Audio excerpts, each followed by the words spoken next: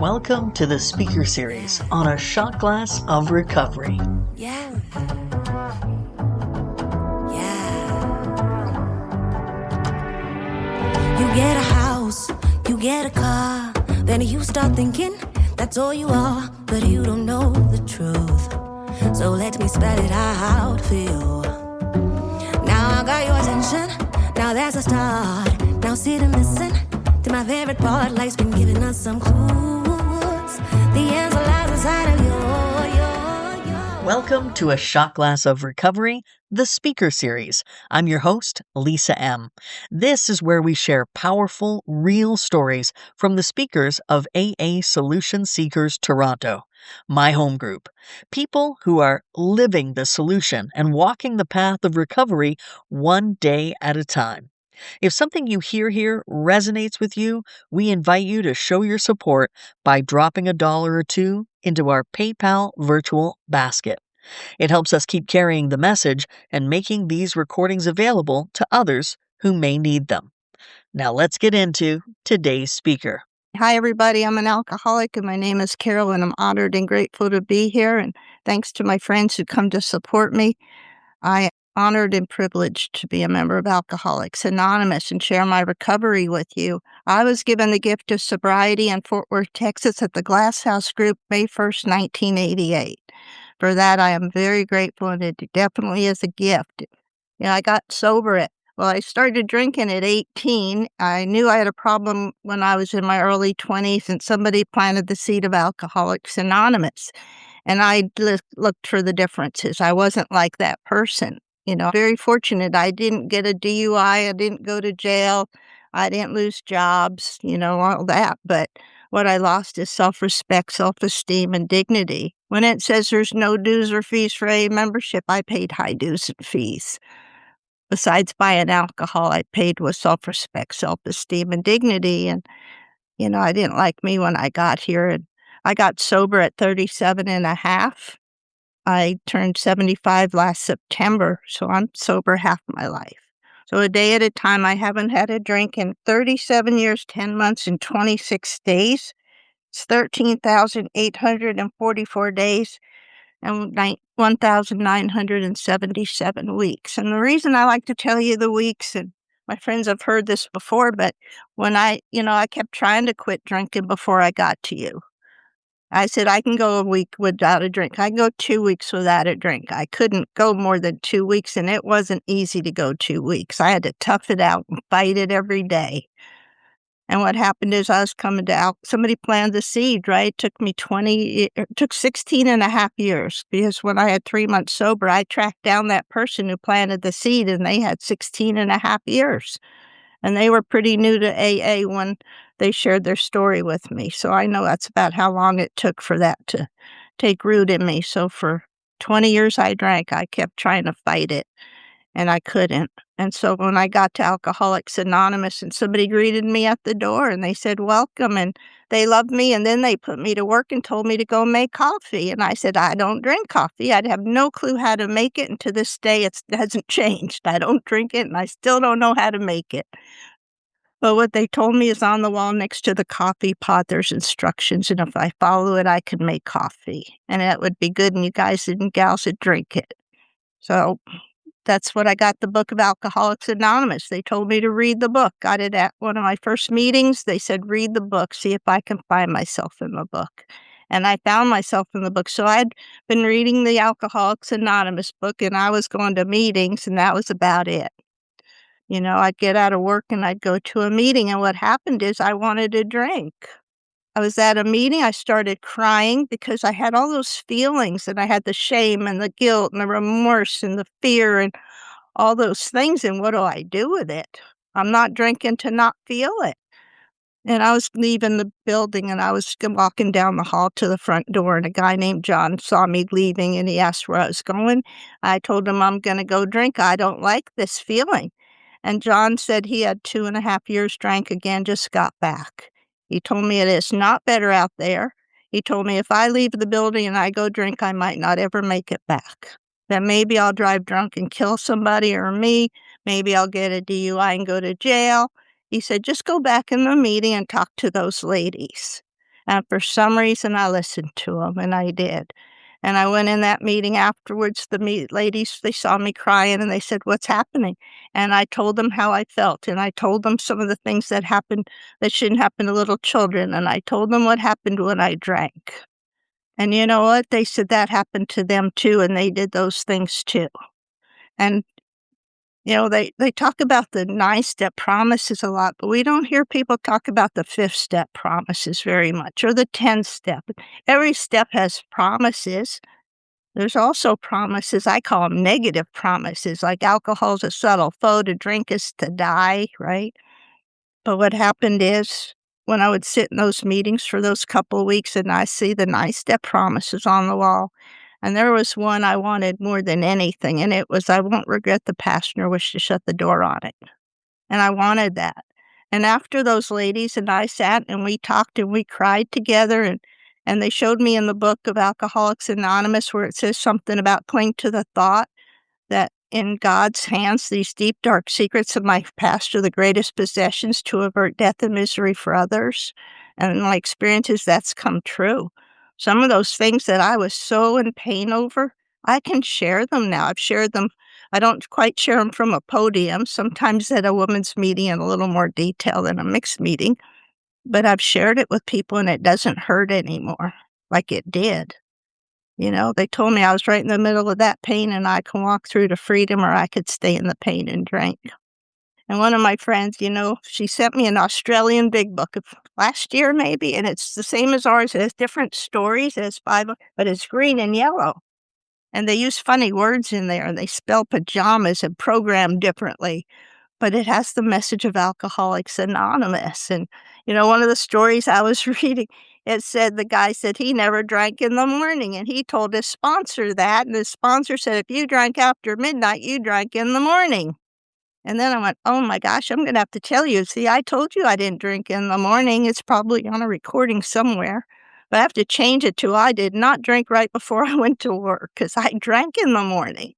I'd come home and I'd drink at midnight. I'd drink at 2 in the morning or 4 in the morning. I just didn't drink right before I went to work, because I knew when I looked at that bottle, if I took that drink, I might not show up at work. And I was raised to be very responsible. And I want to tell you, I love our program. And I like to share this. It's called Loners International. It's a meeting by mail, and this bulletin comes out every 2 months. And we write shares to each other, and there's people like us that we get to meetings, and there's people in remote areas or homebound or on ships in the military, and they don't have meetings sometimes. So my first sponsor when I was new, her name was Lois, and Lois was 22 years sober. She got sober June 1966. She had been a smoker, and she had emphysema so bad the last 7 years of her life, she was confined to bed with a third of a lung on oxygen.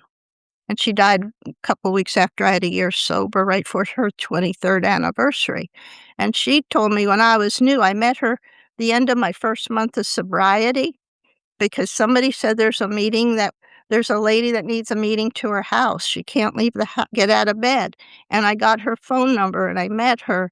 And in the first couple days, she got me through the steps right away and got me into the program of Alcoholics Anonymous right away.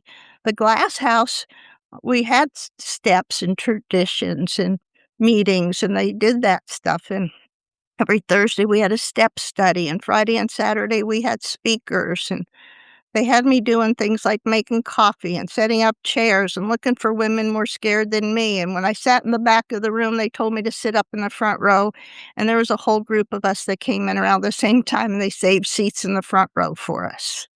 And we had to empty ashtrays and do all that stuff. And some of us, it's hard to believe, but some of us actually got sober when there was no cell phone and no internet. And we had cassette tapes and pay phones and party lines and all that kind of stuff, and we actually wrote letters and put stamps on them and mailed them, and that's how we got sober, with phone calls and cassette tapes, and I didn't know how to stay sober when I got to you. And, when I went to the Glass House every meeting, they said, "Does anybody have a desire to stop drinking and try this way of life for 24 hours?" And I finally, after sitting through a few meetings and identifying and go, yeah, that was me. Yep, I did that. I felt like that. That happened to me too. I took that desire chip. It was a little metal coin. And the person that gave it to me told me if I want to drink, put it under my tongue. And if it melts, I could drink. And if it doesn't, I can't. And I tried to get it to melt and it never did. And I've never drank since I came to you. And they told me I had to find a higher power. And Lois, boy, she got me started on that because the glass house was a church annex. And, I thought if I walk into a house of religion, the roof's going to fall in on me. But it didn't. And they told me I could have any higher power I wanted. And so I would listen to people and you say, God's your father and God's your parent. You invite God into your day. And I tried that. Somebody told me get on my knees to pray. I tried that once. I don't do that anymore. I've learned through my experience that God hears my silent thoughts and God hears my prayers. And I don't have to say things out loud. I just have to make contact. And so I started doing what y'all told me. And when I got Lois, Lois first, she didn't ever say, write out your first step and we'll talk about it. I sat on her bed and she said, Carol, what happened when you took a drink? Did you do things you didn't want to do? And I said, yeah. And she talked about if I need a drink to be social, I'm not a social drinker. And she said, normal people don't wonder if they're alcoholic. And we went through some of the stuff and I identified with, we read some of the big book and I changed what I drank for effect. I did all the stuff and I go, yeah, that was me. And then the story, it might have been worse. It said I didn't have to lose jobs or go to jail or get a DUI. It said it's not how far I'd gone, but where was I headed? And I wasn't headed in a good place. And so I had to do all these things. And so we talked about it. And about the second or third day, when I was sitting on Lois's bed, we held hands and we read the third step prayer out of the Alcoholics Anonymous book. And then she had me start my fourth step. And I didn't want to do that. But you know what? I had to. I didn't want to do it, but I started writing it. And you know what? When I was writing it, they said, do your fifth step right after the fourth, because otherwise I'm just stirring up a bunch of stuff. And then I'm staying in it.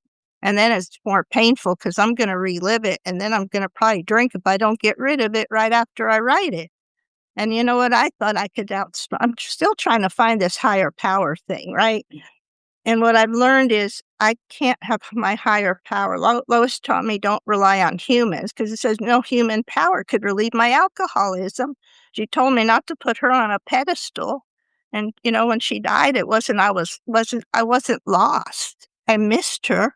The day she died, I remember writing a letter crying and there were tear drops all over it. And I told her how she helped me and how I'll try to carry on the message she taught me and all that kind of stuff. But what she taught me in that year is how to rely on a higher power and how to read our literature and how to connect with a support group. And, she showed me I can stay sober and sane and not be at in-person meetings because I've had times like that through my sobriety. I've had a cancer a few times. I've had surgery. I get to travel in my camper van sometimes and there's no meetings around. And so I have learned how to stay sober with the alcohol. And I write to people around the world and not all of them have the literature that we have or they don't have meetings. And I remember there's a couple of times I was writing to a guy in Malawi, South Africa for years. His name was John. And John wrote a letter. And one day, I got home from work and I'm like, oh, I don't want to drive half hour to a meeting. I'm tired. I worked all day. And in my mailbox, there's this letter from John in Malawi, South Africa. And I was reading the letter and it said now remember, they don't have mail like we do. It could have been postmarked 3 weeks before I got it. And he wrote that he got to a meeting where he had to drive 6 hours to a meeting where there were 2 people that spoke English. Or there's another lady in North Canada somewhere and she had to take an airplane and 3 taxis to get to a meeting. And a guy can go drive a half hour to a meeting. Or I wrote to women in prison. And it made me so grateful. And, my Australian friend, I wrote to a guy named Vic in Australia in my early sobriety, and I got to meet him at the Vancouver International, and I was 2 years sober. And he used to send me postcards, and I remember one time he sent me a pillow cover. It had It was red, and it had the outline of the country of Australia with all the cities, and it had orange fringe on it. And I'm like, okay. And so I connect with these people, and we connect all around the world through letters. And now we have email, and we've had online meetings since 1986, right? There's 37 people. Imagine if one of us put a topic in a chat thing, and everybody, all of us, we didn't have pictures and sound. We're just writing lines of text to each other. And then somebody asks a question, and we're scrolling through hundreds and hundreds of lines of text trying to respond to somebody and follow a conversation. And that's what our online meetings were back then. So it's kind of nice to have pictures and sound. And I've got friends all over the world, and I've spoken in other countries at translated meetings, and I would have never imagined that.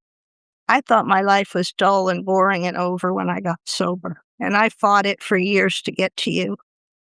But I needed what I needed to do, and all those 20 years of drinking to make me feel so bad about me, I was willing to do anything. And I had to learn how to do things. I didn't know how to cook sober. One of my friends, she shares and reminded me, I was a tomboy. I did not like being a frilly girl. I didn't even like being a girl until I got sober. And I remember I was a kid, I was probably 10 or 11, Mom bought pink ruffled Barbie doll bedspreads. And I don't put that on my bed. It was terrible, right? But we just go through stuff, and I forget things, and I'm so grateful. I usually read out of our Alcoholics Anonymous book, but I'm going to read something out of the Australian book. The chapter says, I didn't know what was wrong with me. I didn't know when I got to you what was wrong with me. I grew up as an awkward girl, very shy and unsure of myself. It felt like I struggled through my childhood years living in I don't know if I lived in a dysfunctional home. I never received instructions on how to live life, which everyone around me seemed to do easily. I never felt like I could fit in until I picked up the first drink. My first drink wasn't that magic, I hear you say. My first drink was at lunch when I was working on my 18th birthday. I worked in New York City, and the guys at work took me out for lunch and ordered a martini. It was awful. And so they ordered a blackberry sour, and I liked that. And I did change what I drank for effect. And when I was in blackouts and did stuff that was embarrassing, I always changed what I drank. The other day, I remembered a friend of mine. This was probably, I was late 20s. No, that's not right. I was early 20s. She would go out and drink gin and tonic, and she would buy bottles of olives and pour out the liquid and pour gin in it and marinate her olives in gin. But you know what? I remember I was 30 and went to the Kentucky Derby, and I knew they wouldn't let us bring alcohol. And you know what we did? We injected oranges with vodka, and that's how we smuggled our alcohol in. There's a will, there's a way, right? Amazing. And then this book, it says, I couldn't put it into words the loneliness I felt when I was not drinking, how awkward and stupid I was, how I was worth nothing and was going to amount to nothing. And then it goes on, and then it says, when I drank, I almost always ended up in places with people I didn't know or would not have chosen to been with had I been sober. Many times I prayed to God not for help, but to end my life, I lost what dignity, self-respect, and self-esteem I once had. And it goes on, I didn't drink daily, weekly, around the clock. And it goes on, and see, I identify with these people. And I don't want to be that person anymore. So what I did, Lois told me if I kept doing what I was doing, I'd keep getting what I'm getting. So if I like it, keep doing it. And if I don't, I need to change it. And so what she had me do is put the effort into my recovery I did into my drinking. And so, the way I was living when I got to you, so I'd get up, I had long hair, I put it in a ponytail, and I went to work. That was it. I started feeling better about myself when I was sober, and I was starting to live this way of life, and I wasn't drinking, and I was trying to be of service, right? Making coffee and setting up chairs and sitting on Lois's bed or talking to her on the phone and listening to cassette tapes because I wasn't spending money on alcohol, and Glass House had cassette tapes of speakers and conferences and step studies. And So I was buying those, and so when I was getting ready for work or I had an hour drive to work each way and back, I was listening to a cassette of a speaker or something. I was telling this higher power, I don't know who you are. I thought you're hateful and punishing, but I can have any higher power I want. So please show me how you want me to know you. And it was real simple. And all of a sudden, what I've learned with my experience even now is sometimes I see God working in my life as I'm going through life. But sometimes it was looking back, like that guy John stopping me. That was a looking back. I didn't see it right away. I didn't see it in little ways at first. There was a cassette. There's a guy that was very important in my early sobriety. He's passed away. His name was David A. from Dallas. And before I met him in person, I was listening to lots of recordings, but one of them was his. And he said his mother told him, if you ever turn your back on AA, you're turning your back on God, because the Alcoholics Anonymous people loved you when nobody else did. And then the other thing that's helped me a lot with connecting with y'all is his sponsor said, go to your sons and say, I know how to talk to you, at you, and for you, but not with you. Will you help me learn how to talk with you? And that made a difference. Because see, you'd talk at me and I'd talk at you, and I wouldn't listen sometimes. And I thought my way was right. I learned I had to give up my crystal ball when I got sober, because I don't know what's best for me. So I sure don't know what's best for you. And, when people would ask me to sponsor them, share, I said, just remember, sometimes I don't know what to wear and I don't know what to have for dinner. But just remember that when you ask me something. But all I can share with you is my experience. And so we do those things. And so one day, on a Sunday, I went to my group that I went to. I had to go to meetings in the morning, like before work and after work. So I went to a Sunday meeting. That was a speaker meeting. And I was telling somebody, I've been listening to this cassette tape of a guy named David A. from Dallas. And if he comes to Fort Worth, I want to hear him. And they pointed across the room and said he was our speaker that morning. And he became an important part of my life. And the day I had my 9 months, he was the speaker at the Glass House that day. And I don't remember if he's doing steps or traditions or concepts, but it was something. And he came over after and said, congratulations on 9 months. And if you work it right, that's the last chip you'll get. And I said, I get one at a year. And he said, no, then I get medallions. And I remembered this story the other day. When I tell you, and I never know when God has me share what's going to come out. It's just whatever God puts there. But I remembered this the other day. When I was about a year sober, I was at a conference in Oklahoma, and there was a guy in California named Clint that was speaking at this Oklahoma conference. And he was talking about the International in Vancouver coming up in 1990. This was 1989 in September. And afterwards, I was talking with him, and he goes, why don't you go to the International? And I was, I can't get off work. And he'd say, why don't you go to the International? I said, it costs too much. And he goes, why don't you go to the International? And then I'd make up a couple more stories, and all he says, why don't you go? So I prayed about it, and they opened the registration, and I signed up for it, right? I'm doing Loners International letters still. Because Lois had me write to GSO when I was a couple months sober and say, I want to be of service. And they wrote back and said, here's some women in prison I could write to. And then they gave me the Loners International bulletin, this one, and I'm still doing it. I got to write my share this week and to send in. And so one day I'm coming home from work, and I remember the intersection I was at. And I remember thinking, God, I need to be more active. I'm not telling my story enough. Maybe I need to sponsor more people, and whatever it is, I need to do something different. And I get home, we had answering machines way back then. And on my answering machine, this is John from GSO in New York. We know you're going to the International, and we want you to share at the Loners International meeting in in Seattle. And I did. And it was over July 4th weekend. And so on July 4th, I was on the 27th floor of the Westin Hotel watching fireworks at eye level. And I was talking to some people, and I was living in Texas. And there was a group of 4 people sitting at a table, and I was talking to them, and we were introducing himself. And now I know it's Sandy Beach, but he said his name was Sandy and his wife and another couple. And we were talking about people we know, and I said, "Do you know David A. and Gracie?" And they go, "Oh, yeah, they're good friends." And guess who walked into the 27th floor of the Westin Hotel right then? David and Gracie. And I started crying. See, God shows me God's working in my life, and I don't even know it. And God hears my silent prayers. It doesn't matter what I'm doing. My bedroom clock is set 10 minutes fast when I work now. It's a little different. It's still 10 minutes fast, but I set timers for my quiet time in the morning. Then I'm not rushing into my day.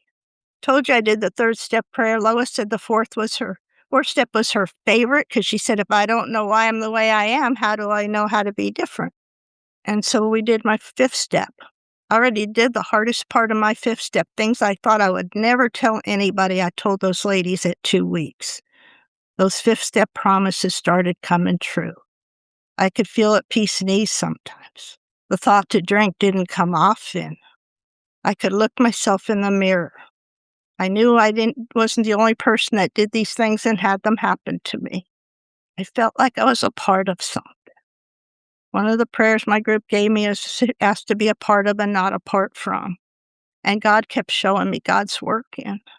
You know, that same Oklahoma conference, I went to it for 10 years till I moved to Florida. But one of the times, I was new sober. I think it was I was 4 months sober the first time I went there, scared to death. I was 4 months sober when this happened. Drove to this conference that somebody told me about, and I went. And then I'm driving home and I'm crying. I cried a whole lot my first year of sobriety. I cried a lot. Happy tears, sad tears, identifying tears. It didn't matter. My feelings were just raw. I didn't even know what they were, you know? And so I met people at this conference in Oklahoma, and they said, come to Dallas to our meetings. And I said, I don't drive to Dallas. The traffic is awful. I hear it on the news every morning. It's bumper to bumper traffic. I'm not going to do that. So I'm coming home, and it's Labor Day weekend, and I'm crying and just watching the car in front of me so I don't hit it. And after quite a while, I look up. I think I should be in Fort Worth by now. And I look up, and guess what? I see road signs for downtown Dallas that I recognize from the news in the morning. Stemming Freeway, Mockingbird Lane. And what God gave me message, right? God said, Carol, you could do it. You don't think you can do. Just do what's in front of you. That's all you have to do. All I have to do is do the next thing in front of me. I don't say the next correct thing or the right thing because I don't know what that is. I just do what I'm supposed to do. You know, when I was new, there's days I didn't know what to do. I'd call Lois and she'd say, do you have dishes in the sink? I go, yeah. She goes, do you have laundry to do? I said, yeah. She goes, when's the last time you dusted your furniture? I said, I don't remember. She goes, go do those. I go, what does that have to do with staying sober? But something it does. It made me have self-esteem and self-respect, and I felt better. And right now, if you looked at my apartment, it's a mess because I do a lot of crafts, and I'm in a little place, and that's another whole God story. I'm not even supposed to be alive now, but God says, time for me to still be here, so it's okay. And I find things to do, and I find different ways to be of service. And so I did my 4th step, and then I did my 5th step with Lois. And then I had no more secrets. I had no knot in my gut. And we got to see a pattern. You know, we did my 4th step through the big book, but we also used the little red book, which is an interpretation of the big book. And I got to see a pattern because she had me write a page as part of my 4th step, like fear, resentment, intolerance, impatience, self-pity, you know. And I had to write in a general way because that's what it says and how it works, in a general way. And I saw all these three, you know what it was? You weren't doing what I thought you should do, how I thought you should do when you thought, like I knew, like I'm running the show. I had to give God the steering wheel, give up my crystal ball, did my 5th step, and then I had no more secrets. And so I said, all right, higher power, whatever you are. By then, I'm starting to see this God thing. I don't have lots of time. I will tell you my higher power is gender neutral. It's masculine and feminine. It has a lot of attributes. When I was new, sometimes I needed courage and strength. I still do sometimes, right? Tenderness, kindness, because I tend to be harder on me than anybody else is hard on me. My higher power, it's getting dark now. It rained during the night. I didn't see that till I woke up and saw puddles. Lived where we have hurricanes. Lived where we had tornadoes. I have this higher power that creates rainbows. I'm just a speck in the world. And I just have to remember I'm not a big part. Lois would say, when I would call her with something, if I whined, she would say, Carol, stand up, take 2 steps, say, thank you, God, that I can walk, talk, and breathe at the same time, because she couldn't do that. She couldn't even get out of bed.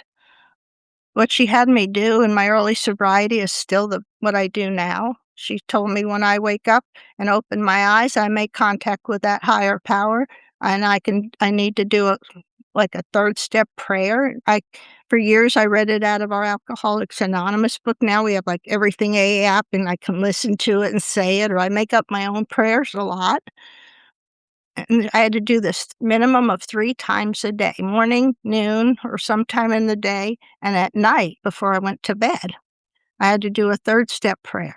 All day I had to make, she taught me, like, every time I took an action, every time I made a phone call, the prayer was something to the effect of, God, if it be your will, which went before every prayer. God, if it be your will, please let this conversation go the way you want it to. Please let whatever go the way you want it to. Now I've gotten to where I say, okay, God, however this goes, whatever it is, I'm going to have a lesson and an experience to grow through to share with somebody else someday, because that's what it's about. I don't think about drinking and not drinking. It's just about having life experiences. And, when people call me and they share something that's happening, I go, did you think to drink through this? And most of the time, if they're in the program of Alcoholics Anonymous, the answer is no. And that's the important part. I don't want to miss that. So Lois and then I do a 7-step prayer, and I used to read it out of the big book, but now I changed it years ago, because my 7th step is basically, God, take all of me today and give me back what you want me to have. I took out good or bad, right, wrong, always, never, and should out of my vocabulary. I should have done this, or I should have said that, or I don't do that anymore. Because, see, I ask this higher power. I have no idea. And people that there's some of them here that have heard me share, my talk is never the same. Parts of it might be, but it's never the same, because I never know what God's going to have me share. It feels very emotional today. Tomorrow's the anniversary of my dad's passing. And it's okay. I was all right with my parents when they both died, and I was there for them. And it wasn't an easy childhood. I grew up with parents I couldn't trust. They lied to me. They took money from me, a lot of stuff. But I was okay with them. We were okay with each other. I took care of them near the end. And I'm grateful for that. I was sitting by my mom when she passed, and it was okay.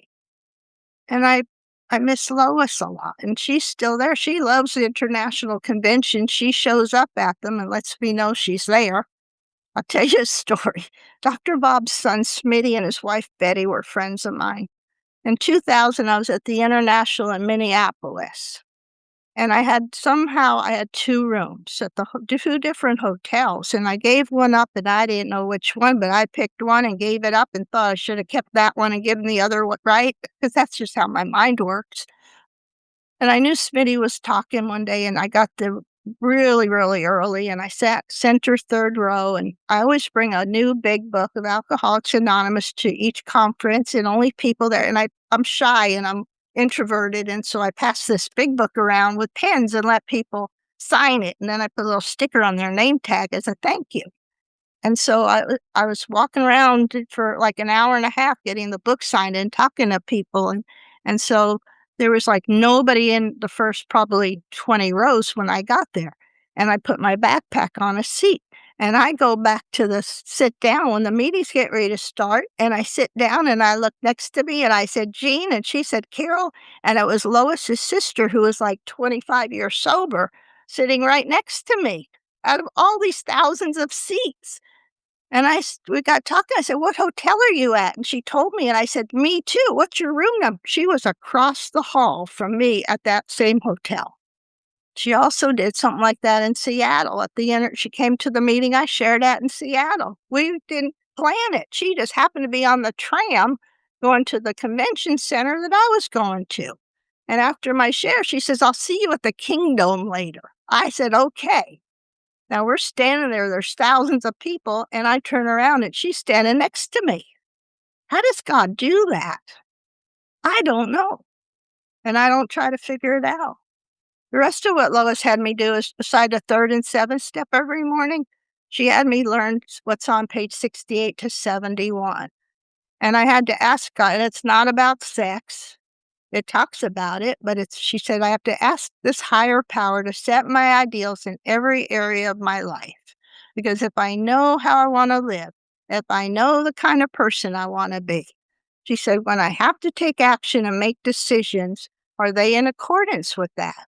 And ideals change. My first ideal was I don't want to sleep with guys just to do that anymore. That sounds really silly now, but that's what it was when I got sober. And then I had to learn to, add honesty and integrity and be helpful and be of service and all those other things. Right. And one time I was going to lie about something. I always know if this happened in my first year and I talked to Lois, I know I was earlier than a year sober. And I spilled water in a calculator at work one day. And it was back then, this is 1988, and the repair bill was like $45. And that was a lot of money. The calculator probably didn't cost that much. And so I called Lois and I told her what happened. And she said, what are you going to do? I said, I'm going to call the calculator. This is my best thinking. I'm going to call the calculator company. I'm going to ask them to change the invoice to mechanical failure, not water damage. You know what she said? Is that honest? I said, no. She said, but you wanted to be honest. I said, yeah. She goes, is it worth drinking over to not be honest? And I had to tell my boss. So I'm still testing this higher power thing out. And so what I did is, and I always still do this to some extent, like if I get in the car, I always say, God, if it be your will, can we all please get where we're going safely? And I say, thank you. I still do that to this day. But what I did is I said, okay, God, we have to go down to my boss's office and tell him what happened. And I had a boss who would yell and scream. And I thought I'd get fired. And she said, well, God's your source of income. So what I was taught by her is if God wants something to happen in my life, it's going to happen no matter what. And if God doesn't, it's not going to happen no matter what.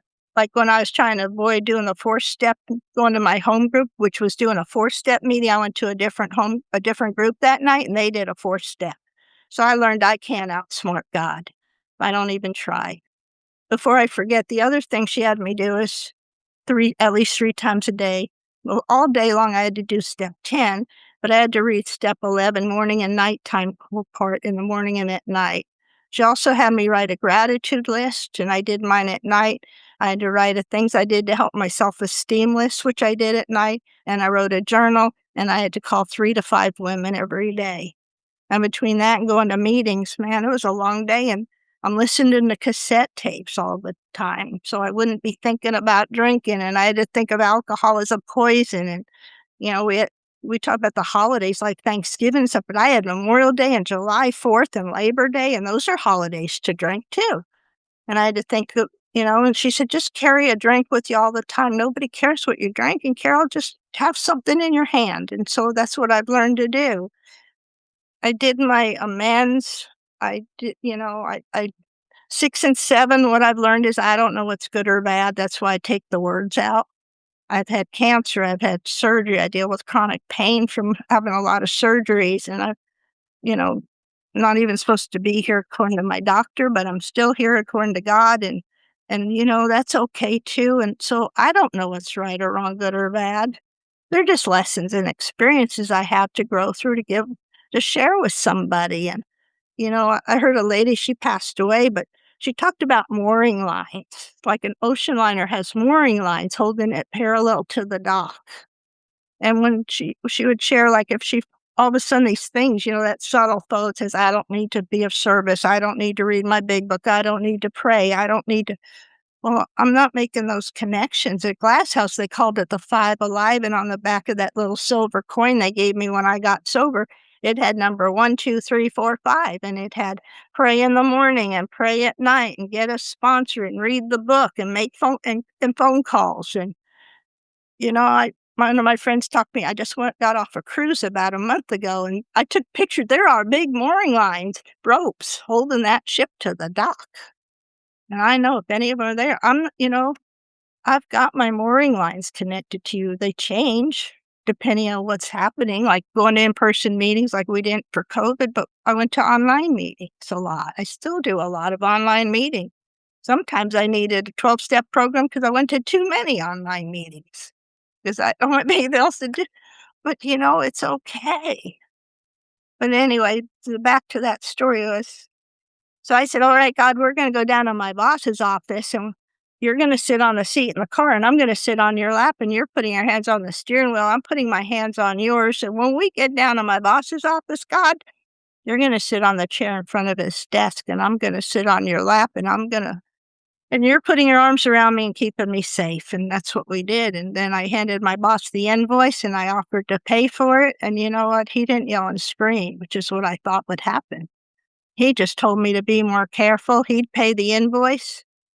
And okay. And I went home that night. I called Lois because we don't have cell phones back then. And she said, when I told her what happened, she said, how do you feel? I said, feels good. She said, do you know what you feel? And I said, no. And she said it was self-respect and self-esteem because I took an action, right? A couple weeks later, my boss calls me down to his office again. I go, okay, God, we're going down to see my boss again. We did the whole thing again, and he gave me a raise because he admired my honesty. I lost sales tickets. I did the accounting for this clothing store. One day I misplaced all the sales tickets. It was scary to go tell the store manager. He had to recreate the whole day before because I lost the tickets in my office somewhere. Right? Prayed about it. They did about 2 or 3 weeks later, I found those misplaced tickets. I went down to the store manager and I told him and I gave them to him. And do you know, for a few years, he kept telling me, I can't believe you really told me that you found, But that's what this program, they taught me that a loving higher power expresses itself through me and are my words, actions, and deeds reflecting that. Right? I think they are. So I do what I was doing. I did amends within, I got sober May 1st. I met Lois probably the end of May. We got into the steps right away. By the end of September, I was finishing the last of my amends that I knew of at that time. That's how we did it. That's how Dr. Bob did it. She always followed Dr. Bob. She was a big part, and he got through them. That's what they did in the early days. They didn't have a book of instruction called Alcoholics Anonymous for 4 years. People think you have to have time to do 12-step calls. We don't.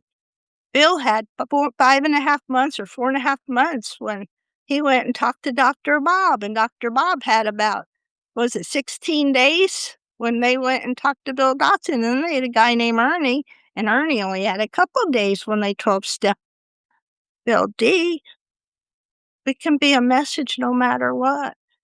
And not, I'm being recorded, so I didn't say my last name, but my number's on the screen. Anybody can contact me when I share, and I'm not recorded or at my home group. My whole name is said because I grew up where we had paper phone books, and you could not find Carol L. in a phone book, right? Or on a phone list if there were a bunch of Carols. How do you know which one?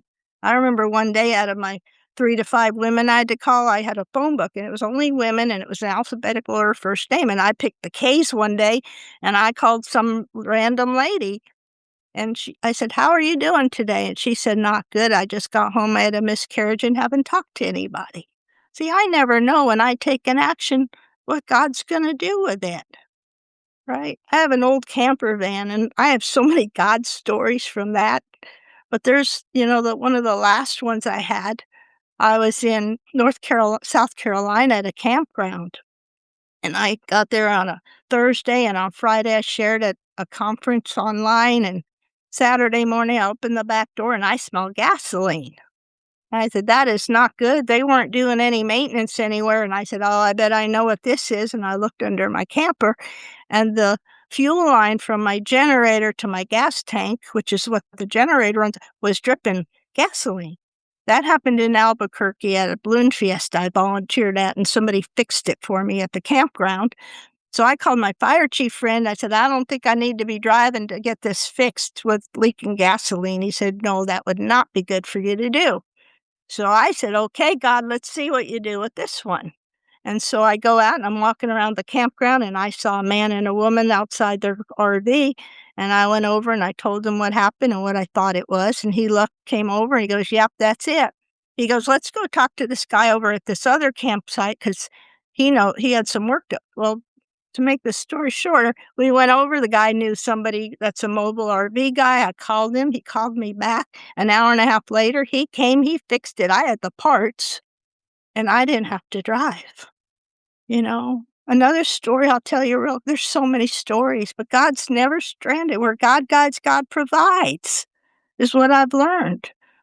Just a quick reminder to subscribe, like, or follow if you like the show on any of your favorite listening platforms. If you like the speakers and other content on the podcast, please show us some love by leaving a review and consider making a PayPal contribution to help keep the show going at paypal.me/a shot glass of recovery. Every dollar makes a difference, and we thank you. Our speakers come from my AA home group, AA Solution Seekers. We meet every day at 7 a.m., so pop in sometime and say hello. Until next time, thanks for joining me on A Shot Glass of Recovery. Everything you do, the answer lies inside you.